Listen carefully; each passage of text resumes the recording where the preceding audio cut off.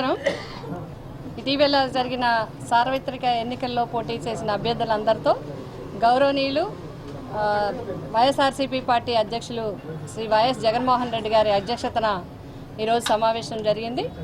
మరి ఈ సమావేశంలో ఇక్కడ వచ్చిన ఫలితాలని వాటిని అన్నింటినీ కూడా డిస్కస్ చేయడం జరిగింది. మరి ఇంచుమించుగా 15-16 రోజులు అయింది ఎన్నికల ఫలితాలు వచ్చి. ఏ విధంగా కార్యకర్తలు కింద స్థాయి నుంచి ఎట్లా ఉన్నారు, అభ్యర్థులు ఎలా ఉన్నారు, ఏంటి అనే విషయాల మీద మరి జగన్మోహన్ రెడ్డి గారు అన్ని విషయాలు అడిగి తెలుసుకోవడం జరిగింది. మా అందరితో కూడా మాట్లాడడం జరిగింది. మరి తప్పనిసరిగా కింది స్థాయిలో కార్యకర్తలందరికీ అండగా ఉండాలి. నేను ఎప్పుడూ కార్యకర్తలకు అందరికీ కూడా అండగా ఉంటాం. మరి భవిష్యత్ ప్రణాళిక కార్యక్రమాన్ని మనం అంచనా వేసుకొని ప్రజలకు ఏవైతే వాగ్దానాలు ఇచ్చారో ఆ వాగ్దానాలు అమలు చేసే విధంగా పటిష్టమైన ప్రతిపక్షంగా మనం అందరం కూడా గ్రామ స్థాయి నుంచి పనిచేయాల్సిన అవసరం ఉంది. ఇప్పటికే చాలా స్కీములు అందించాల్సిన అవసరం ఉంది. ఇప్పటికీ ఇంకా కూడా మరి ప్రభుత్వం ద్వారా పేద ప్రజలకు ఇంకా అందలేదు. అదేవిధంగా వారు చేసిన మరి ఎజెండా ద్వారా, మేనిఫెస్టో ద్వారా చెప్పిన అంశాలను కూడా ఏ విధంగా అమలు చేస్తారనేది మనం అందరం కూడా పరిశీలించాల్సి ఉంది.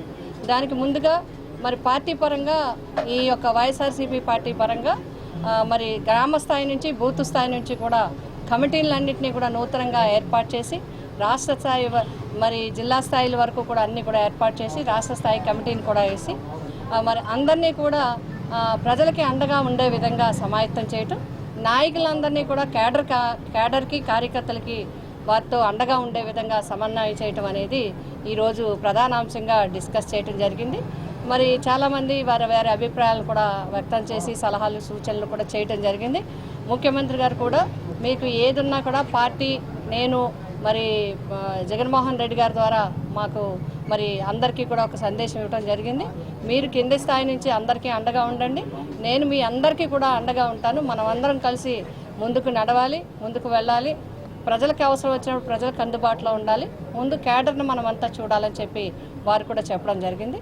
కాబట్టి తప్పనిసరిగా మేమందరం కూడా ప్రజా నిర్ణయాన్ని గౌరవిస్తూ ఏం జరిగిందనే విషయాలు మరి గతంలో కూడా చెప్పడం జరిగింది.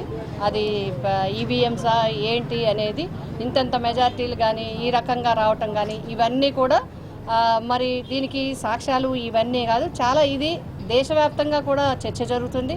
చాలా పార్టీలు నాయకులు కూడా డిస్కస్ చేస్తున్నారు ఈ అంశాల మీద. వీటి మీద టెక్నికల్గా చాలా అంశాలు ఉన్నాయి. అదేవిధంగా గతంలో ఇట్లాగే నెగ్గిన వాళ్ళు కూడా గతంలో కూడా చెప్పడం జరిగింది. కాబట్టి ఆ విషయాలన్నీ కూడా మనం పక్కన పెట్టి మనం పార్టీ పటిష్టవంతంగా ముందుకు వెళ్లాల్సిన అవసరం ఉంది. ఆ విధంగా మీరు అందరూ మరి కార్యకర్తలకు అండగా ఉంటూ కమిటీలన్నింటినీ కూడా కొత్త కమిటీలను ఏర్పాటు చేసుకుంటూ మనం ముందుకు వెళ్ళాలి. ఆ విధంగా వెళ్ళమని డైరెక్షన్స్ ఇవ్వటం జరిగింది. ఇక చాలా అంటారు.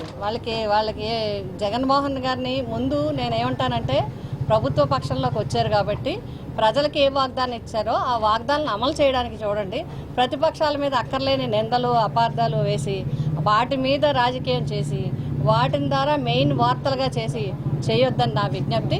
మీరు ప్రజలకు ఏమైతే ఇచ్చారో, పేద వర్గాలకు ఏమైతే ఇచ్చారో, మహిళలకు ఏమైతే ఇచ్చారో, ఎస్సీ ఎస్టీ బీసీ వర్గాలకు ఏమైతే ఇచ్చారో, విద్యార్థులకు ఏమైతే ఇచ్చారో అవన్నీ కూడా మరి జగన్మోహన్ రెడ్డి గారు ఒక డేట్ పెట్టి, క్యాలెండర్ పెట్టి ఏ విధంగా అయితే అమలు చేశారో, ఏ విధంగా అయితే పక్షపాతి ధోరణి లేకుండా ఈవెన్ పార్టీలను కూడా చూడకుండా ఏ విధంగా అయితే పథకాలు, సంక్షేమ కార్యక్రమాలు అమలు చేశారో మీరు ఆ విధంగా చేసి చూపించమని నేను తెలియజేస్తాను.